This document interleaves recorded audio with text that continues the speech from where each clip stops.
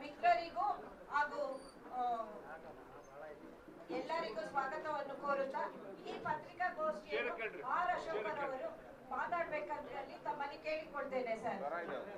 ಇಡೀ ಬಳ್ಳಾರಿ ಇನ್ನೆಂದೂ ಕಾಣದಂತ ಬರಗಾಲ, ಅದರ ಆಲ್ಮೋಸ್ಟ್ ಆಲ್ 80% ಯಾರು ಬಿತ್ತನೆ ಮಾಡಿಲ್ಲ, ಎಲ್ಲ ಖಾಲಿ ಹೊಲಗಳೆಲ್ಲ ಖಾಲಿ ಬಿದ್ದಿದೆ. ಉಳುಮೆ ಮಾಡಿದ್ದಾರೆ, ಬಿತ್ತನೆ ಬೀಜ ತಗೊಂಡೋಗಿದ್ದಾರೆ.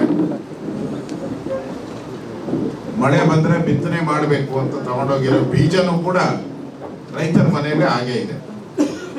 ಯಾರ್ಯಾರು ಬಿತ್ತನೆ ಮಾಡಿದ್ರು ಸುಮಾರು 18% ಏನೋ ಬಿತ್ತನೆ ಆಗಿದೆ. ಇದು 18% ಮಾತ್ರ ಬಿತ್ತನೆ ಆಗಿದೆ. ಸರಿ ಇಲ್ಲ, ನಾನೀಗ ಇಷ್ಟೊತ್ತು ಅಧಿಕಾರಿಗಳ ಜೊತೆನೆ ಮಾತಾಡಿದೆ. ಅಲ್ಲಪ್ಪ, ನಾನು ಇಲ್ಲಿ ಇವಾಗ ಹೋಗಿದ್ದ ತಾಲೂಕು ಡಿಸ್ಟ್ರಿಕ್ಟ್ ಹೋಗಿದ್ದಲ್ಲ ನಾನು.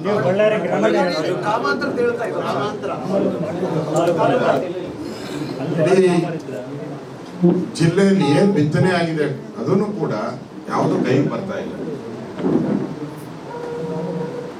ಈಗಾಗಲೇ ಬಿತ್ತನೆ ಮಾಡಿ 50 ದಿನ ಮೇಲೆ ಆಗಿದೆ. 50-55 ದಿನ ಆಗಿದೆ ಬಿತ್ತನೆ ಮಾಡಿ. ತೊಗರಿ ಇರ್ಬೋದು, ಕಡಲೆ, ಬೇರೆ ಬೇರೆ ಬೆಳೆಗಳು, ಆಮೇಲೆ ಜೋಳ, ಹತ್ತಿದು ನೋಡ್ಕೊಂಡ್ ಬಂದಿದ್ದೀವಿ. ಅಂದ್ರೆ ಅವೆಲ್ಲ 2 ಅಡಿ 3 ಅಡಿ 5 ಬರಬೇಕಾಗಿತ್ತು, ಬೆಳೆ ಸಿಗಬೇಕಾಯ್ತು. ಆದ್ರೆ ಯಾವುದನ್ನು ಕೂಡ ನೆಲದಿಂದ ಮೇಲಕ್ಕೆ ಬಂದಿಲ್ಲ. ಅರ್ಧ ಅಡಿ 1 ಅಡಿ ಅಷ್ಟೇ ಬಂದಿರೋ. ಇನ್ನು ಮಳೆ ಬಂದ್ರೂ ಕೂಡ ಏನು ಉಪಯೋಗ ಆಗಲ್ಲ.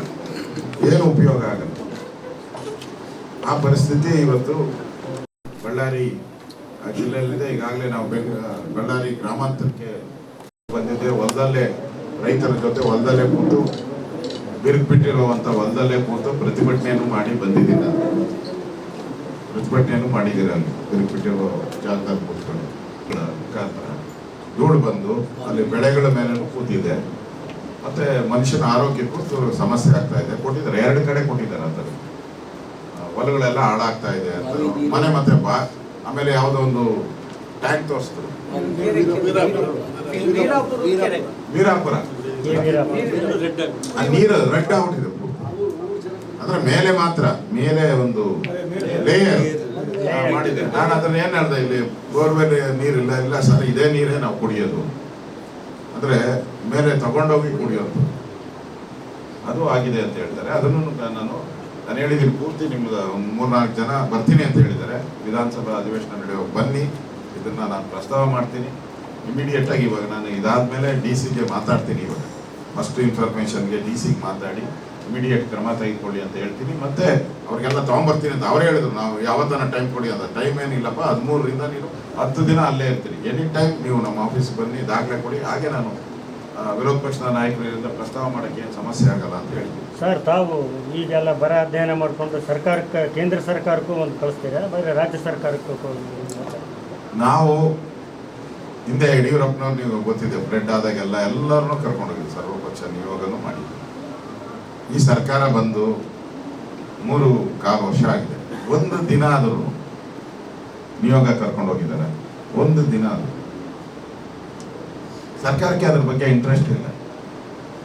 ಯಾಕಂದ್ರೆ ಮುಖ್ಯಮಂತ್ರಿ ಆದವರು ಅದನ್ನ ಮಾಡ್ಬೇಕಾದ್ರೆ. ಸರ್, ಈಗ ಡ್ರಾಟ್ ಇರೋದ್ರಿಂದ ಒತ್ತಾಯ ಮಾಡ್ತೀರಾ? ನಾನು ಡ್ರಾಟ್ ಇರೋದ್ರಿಂದ ಈಗಾಗಲೇ ಒತ್ತಾಯ ಮಾಡಿದ್ದೀನಿ. ಫಸ್ಟು ಎಲ್ಲ ವಿರೋಧ ಪಕ್ಷದ ಎಲ್ಲ ನಾಯಕರುಗಳನ್ನ, BJP ಇರ್ಬೋದು, JDS ಇರ್ಬೋದು, ಎಲ್ಲ ಸಣ್ಣ ಇನ್ನೂ ಪಾರ್ಟಿಗಳಿದೆ ಇದೆಲ್ಲ, ಅವರೆಲ್ಲರನ್ನ ಕರೆದ್ಬಿಟ್ಟು ಚರ್ಚೆ ಮಾಡಿ ನೀರಿಗೆ ಸಂಬಂಧಪಟ್ಟಂತೆ ಎಲ್ಲ ಡ್ಯಾಮ್ಗಳಲ್ಲಿ ನೀರಿನ ಸಮಸ್ಯೆ ಇದೆ. ಇಲ್ಲೂ ಹೇಳಿದ್ರು, ಅಲ್ಲಿ ರೈತರು ಬಂದು ಆಂಧ್ರಾಗ್ ಬಿಡ್ತಾ ಇದ್ದಾರೆ ಸರ್, ಕದ್ದು ಮುಚ್ಚಿ. ಅಲ್ಲೂ ಹೇಳ್ತಾ ಇದ್ದಾರೆ, ಕಾವೇರಿಯಲ್ಲಿ ಅಲ್ಲೂ ಕದ್ದು ಮುಚ್ಚಿ ಬಿಡ್ತಾ ಇದ್ದಾರೆ. ರೈತರು ಹೇಳಿದ್ದವು, ನಾನು ಹೇಳಿದೆ. ಅದನ್ನ ಚರ್ಚೆ ಮಾಡಿ ನಮ್ದು ಕೊಡ್ತಾ ಇಲ್ಲ. ಅವರು ಇಂಡೇಟ್ ಕೊಟ್ಟಿದ್ದಾರೋ ಅದ್ರ ಪ್ರಕಾರ ಕೊಡ್ತಾ ಇದ್ದಾರೆ. ಇಲ್ಲಿ ಕೊಡಬೇಕು, ಚರ್ಚೆ ಮಾಡಲಿ. ನೀವು ಹೇಳ್ದಂಗೆ ಕುಡಿಯೋ ನೀರಿಗೆ ಬಿಟ್ರಿ ಅಂದ್ರಲ್ಲ, ಇಲ್ಲಿ ಬಿಡಲೇ ಇಲ್ಲ. ಕುಡಿಯೋ ನೀರಿಗೆ ಎಷ್ಟು ಬಿಡಬೇಕು, ಅಕಸ್ಮಾತ್ ಎಕ್ಸ್ಟ್ರಾ ಬಿಡ್ತಾ ಇದ್ದಾರ, ಅದೊಂದು ಚರ್ಚೆ ಅಷ್ಟೇ ಸರ್. ಆಮೇಲೆ ನೀವೆಲ್ಲ ಹೋಗಿರೋದು ಮಳೆಯಾಶ್ರಿತ ಕೃಷಿ ಪ್ರದೇಶಗಳಲ್ಲಿ ಸರ್. ಸ್ವಲ್ಪ ಇರಿಗೇಷನ್ ಇರೋ ಏರಿಯಾಗಳಲ್ಲಿ ಏನಾದರೂ ಹೋದ್ರೆ ನಿಮ್ಗೆ ಇನ್ನೂ ಸಿವಿಯಾರಿಟಿ ಗೊತ್ತಾಗ್ತದೆ. ಇನ್ನು ಯಾಕಂದ್ರೆ ಈಗ ಮಧ್ಯಾಹ್ನ ಮೇಲೆ ಬೇರೆ ಬೇರೆ ಅಧಿಕಾರಿಗಳು ಏನ್ ಮಾಡ್ತಾರೆ ಅಂದ್ರೆ ಎರಡೇ ಜಾಗ ವಿಟ್ಲಾಪುರಕ್ಕೆ ಹೋಗ್ತಾ ಇದ್ದಾರೆ. ವಿಟ್ಲಾಪುರ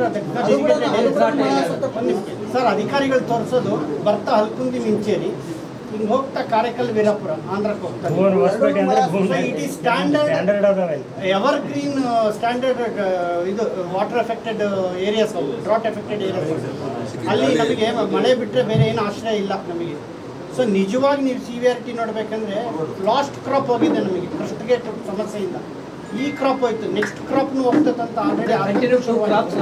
ಸೊ ನೀವು ನಿಮಗೆ ಗೊತ್ತಾಗ್ತದೆ. ಇದನ್ನ ನಾವು ಅಧಿಕಾರಿಗೆ ಫಿಕ್ಸ್ ಮಾಡಿಲ್ಲ, ನಮ್ಮ ಲೀಡರ್ಸ್ ಜಿಲ್ಲಾಧ್ಯಕ್ಷರು ಫಿಕ್ಸ್ ಮಾಡಿರೋದು. ಅಧಿಕಾರಿಗಳೇನು ಕೇಳಿದ್ರು, ನಾನು ಬಂದಿರೋದ್ರಿಂದ ಅಲ್ಲ ಅಧಿಕಾರಿಗಳು ಸರ್, ಈ ಬಂದಿದ್ದಾರೆ. ಸೋಮಲಿಂಗಪ್ಪ ಕ್ಷೇತ್ರಕ್ಕೆ ಹೋದ್ರೆ ಗೊತ್ತಾಗಿರೋದು. ಮೊನ್ನೆ ಅವರು ಒತ್ತಾಯ ಮಾಡಿದ್ರೆಲ್ಲ ಮಾತಾಡಿ ರೈತರ ಜೊತೆ ಸೇರ್ಕೊಂಡು. ಒಟ್ಟು ಇರಿಗೇಟೆಡ್ ಏರಿಯಾ ನಮಗೆ ತುಂಗಭದ್ರಾ ಕ್ಯಾಚ್ಮೆಂಟ್ ಏರಿಯಾ ಅಲ್ಲೆಲ್ಲ ಹೋಗಿ ಸರ್. ಅದೇನೋ ಇದೆಯಾ ಬೇರೆ? ಈಗ ತಾವು ಎಷ್ಟು ಜಿಲ್ಲೆಗಳಿಗೆ ಭೇಟಿ ಕೊಟ್ಟಿರಿ? ಇದು ಎಷ್ಟೇ ಜಿಲ್ಲೆ?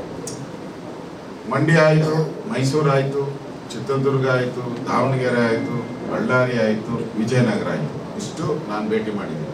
ಅದಲ್ಲದೆ ಮೇಲ್ಮನೆ ವಿರೋಧ ಪಕ್ಷದ ನಾಯಕರು ಚಾಮರಾಜನಗರ, ಬೆಂಗಳೂರು ಗ್ರಾಮಾಂತರ ಆ ಭಾಗದಲ್ಲಿ ಅವರು ಪ್ರವಾಸ ಮಾಡ್ತಾ ಇದ್ದಾರೆ. ಎಷ್ಟು ಟೀಮ್ಸ್ ಮಾಡಿದೆ ಸರ್? ಒಟ್ಟು ಇಲ್ಲ 5 ಟೀಮ್. ಸಿ.ಟಿ. ರವಿ ನೇತೃತ್ವದಲ್ಲಿ ಸಿ.ಟಿ. ರವಿದು ಒಂದು ಮಾಡ್ತಾ ಇದ್ದಾರೆ. ಬರ ಘೋಷಣೆ ಮಾಡಿಲ್ಲ ಅಂದ್ರೆ ನೀವು 3ನೇ ತಾರೀಕು ನಮ್ಮೆಲ್ಲ ಲೀಡರ್ಸು ಎಲ್ಲಾ ತಾಲೂಕುಗಳು, ಒಂದ್ ಕಡೆ ಅಲ್ಲ ಎಲ್ಲಾ ತಾಲೂಕುಗಳಲ್ಲೂ ರೈತರ ಹೊಲಗಳಿಗೆ ಹೋಗಿ, ಎಲ್ಲಿ ಬಿರುಕು ಬಿಟ್ಟಿದೆಯಲ್ಲ, ಬಿರುಕು ಬಿಟ್ಟು ಬೆಳೆ ಆಗಿರೋ ಹೊಲಗಳಲ್ಲೇ ಕೂತ್ಕೊಂಡು ನಮ್ಮ ಧರಣಿಯನ್ನ ಸುಮ್ಮನೆ ಒಂದು ಅರ್ಧ ಗಂಟೆ ಅಲ್ಲ, ಪೂರ್ತಿ ಬೆಳಗ್ಗೆಯಿಂದ ಸಂಜೆವರೆಗೂ ಅಥವಾ ಮಧ್ಯಾಹ್ನದವರೆಗೂ ಕೂಡ 4 ಗಂಟೆವರೆಗೂ ಕೂಡ ಧರಣಿ ಮಾಡ್ತಾರೆ. ರೈತರ ಹೊಲದಲ್ಲೇ ಧರಣಿ ಮಾಡ್ತಾರೆ, ಅಲ್ಲೇ ತಿಂಡಿ ಊಟ ಎಲ್ಲ ಮಾಡ್ತಾರೆ. ಚಲೋ ಹೊಲಗದ್ದೆಗಳು ಬಿಜೆಪಿ ಚಲೋ ಚಲೋ ಹೊಲಗದ್ದೆಗಳು ಒಲೆಗಂತೇಳಿ. ಸರ್, ಈಗ ಕಾವೇರಿದು ಹೆಂಗೆ ಸರ್?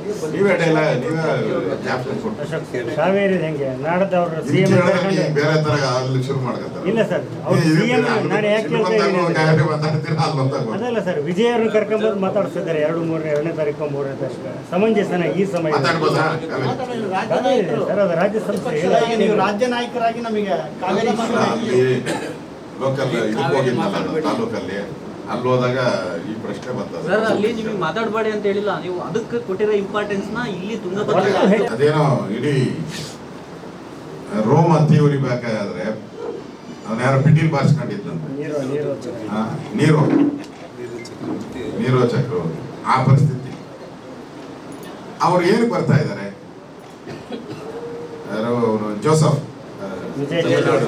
ಜೋಸಫ್ ಅವರು ಏನಕ್ಕೆ ಬರ್ತಾ ಇದ್ದಾರೆ, ಸಿಎಂ ಅವರು ಏನ್ ಚರ್ಚೆಯಲ್ಲಿ ನೀವು ಬಂದು ಅವರು ವಿಧಾನಸೌಧಕ್ಕೆ ಬಂದು ನಮ್ಗನ್ಸುತ್ತೆ ಒಂದು 10ರಿಂದ 15 ಕೋಟಿ ಖರ್ಚಾಗ್ತದೆ. ಯಾಕಂದ್ರೆ ಫಿಲಂ ಆಕ್ಟರ್ ಅವರು ಸ್ವಲ್ಪ ಆ ಕಡೆ ತಮಿಳ್ ಬೆಲ್ಟ್ ಎಲ್ಲ ಜಾಸ್ತಿ ಇದೆ ನಮ್ಮ ಬೆಂಗಳೂರಲ್ಲಿ, ಆ ಕಡೆ ಅಲ್ಲೆಲ್ಲ ಬರ್ತಾರೆ. ಅದರಿಂದ ಖರ್ಚಾಗ್ತೈತೆ, ಬಹಳ ಹಣ ಖರ್ಚಾಗ್ತೈತೆ ಸೆಕ್ಯೂರಿಟಿ ರೀಸನ್. ಬಂದ ಮೇಲೆ ಅವ್ರು ಬಂದು ಮೇಕೆದಾಟು ಯೋಜನೆಗೆ ನಂದೇನು ಸಮಸ್ಯೆ ಇಲ್ಲ, ಈಗಾಗಲೇ ಕೇಂದ್ರ ಸರ್ಕಾರ ಇಷ್ಟು ದಿನ ಕೇಂದ್ರ ಸರ್ಕಾರ ನಮಗೆ ಬೆಂಬಲ ಮಾಡ್ತಾ ಇಲ್ಲ ಅಂದ್ರು. ಪಾರ್ಲಿಮೆಂಟ್ ಅಲ್ಲೇ ಅನೌನ್ಸ್ ಮಾಡ್ಬಿಟ್ರು ನಮ್ಮ ಕೇಂದ್ರ ಸರ್ಕಾರ, ನಾವ್ ಇದಕ್ಕೆ ಗ್ರೀನ್ ಸಿಗ್ನಲ್ ಕೊಟ್ಟಿದ್ದೀರಿ, ಶುರು ಮಾಡಿ, ನಮ್ದೇನು ಅಭ್ಯಂತರ ಇಲ್ಲ ಅಂತ ಕೇಂದ್ರ ಸರ್ಕಾರ ಹೇಳಿದೆ. ವಿಜಯನ್ ಈಗಾಗಲೇ ಒಂದು ಪತ್ರ ಬರೆದಿದ್ದಾರೆ ಪ್ರೈಮ್ ಮಿನಿಸ್ಟರ್, ಮೇಕೆದಾಟುಗೆ ನಮ್ ವಿರೋಧ ಇದೆ, ಪ್ರೈಮ್ ಮಿನಿಸ್ಟರ್ ಮಧ್ಯೆ ಪ್ರವೇಶ ಮಾಡಿ ಸ್ಟಾಪ್ ಮಾಡಬೇಕು ಅಂತ ಹೇಳಿ ಜೋಸಫ್ ಅವರು ಬರೆದಿದ್ದಾರೆ. ಸೊ ನೀವು ಬಂದು ಮೀಟಿಂಗ್ ಆದ್ಮೇಲೆ ಕಾವೇರಿ 3500 ಕ್ಯೂಸೆಕ್ಸ್ ನೀರು ಬಿಡಬೇಕು ಅಂತ ಬಂದಿದೆ ಈಗ ಟ್ರಿಬ್ಯುನಲ್ ಆರ್ಡರ್. ಸೊ ಬಂದು ನಿಮ್ ಮೀಟಿಂಗ್ ಆಗಿ ಮೊಕ್ಕೆ ಕೊಟ್ಟು ಎಲ್ಲ ಫೋಟೋ ಶೂಟ್ ಆದ್ಮೇಲೆ ತಮಿಳುನಾಡಿನ ಸಿಎಂ ಜೋಸಫ್ ಅವರು ಏನಂತ ಅನೌನ್ಸ್ ಮಾಡ್ತಾರೆ, ನಾನು ಮೇಕೆದಾಟಿಗೆ ಅಬ್ಜೆಕ್ಷನ್ ಮಾಡಲ್ಲ, 3500 ಕ್ಯೂಸೆಕ್ಸ್ ನೀರಿಗೆ ಇವಾಗ ಸದ್ಯಕ್ಕೆ ಏನು ಬೇಕಾಗಿಲ್ಲ, ಬೇಕಾದಾಗ ನಾನು ಕೇಳ್ತೀನಿ, ನಿಧಾನದಾಗ ಬಿಡಿ ಹೇಳ್ತಾರೆ ಅವರು. 100% ಹೇಳ್ತಾರೆ, ನಾವು ಮೇಕೆದಾಟಿಗೆ ವಿರೋಧ, ಒಂದು ಹನಿನೂ ಬಿಡಲ್ಲ, ನಾವು ಒಂದು ಹನಿ ನೀರನ್ನು ಬಿಡಲ್ಲ, ನಾವು 3500 ಕ್ಯೂಸೆಕ್ಸ್ ನಮ್ಗೆ ಎವ್ರಿ ಡೇ ಏನು ಬಿಡಬೇಕು ಅದು ಬಿಡಬೇಕು ಅಂತಾರೆ. ಅಷ್ಟಕ್ಕೆ ಅವ್ರು ಕರೆಸ್ಬಿಟ್ಟು ಉಗಿಸ್ಕೊಳಕ, ನಾವು ಬಯಸ್ಕೊಳಕ ಬೇಡ ಪದ ಬಯಸ್ಕೊಳಕ ನಾವು ಸೌಹಾರ್ದವಾಗಿ ಒಂದು ವಿವಾದನ ಬಗೆಹರಿಸ್ಕೊಳ್ಳೋದು ಬೇಡ ಅಂತೀರ? ಆರಾಮ್ಸೆ ನಿಮ್ಗೇನ ನಾನು ಹೇಳಿದ್ದೀನಲ್ಲಪ್ಪ, ನಾನು ಹೇಳಿರೋದ್ರಲ್ಲಿ ಒಂದು ವರ್ಡ್ ಏನಾನ ಹೆಚ್ಚು ಕಮ್ಮಿ ಆದ್ರೂ ನನ್ನ ಪ್ರಶ್ನೆ ಮಾಡಿ. ಅವ್ರ ವಿರೋಧ ಬೇರೆ ಸರ್ ಮತ್ತೆ ಯಾಕೆ ಕರೆಸ್ತೀರಾ? ಕರೆಸಿದ್ರು ಸರ್. ಅಲ್ಲ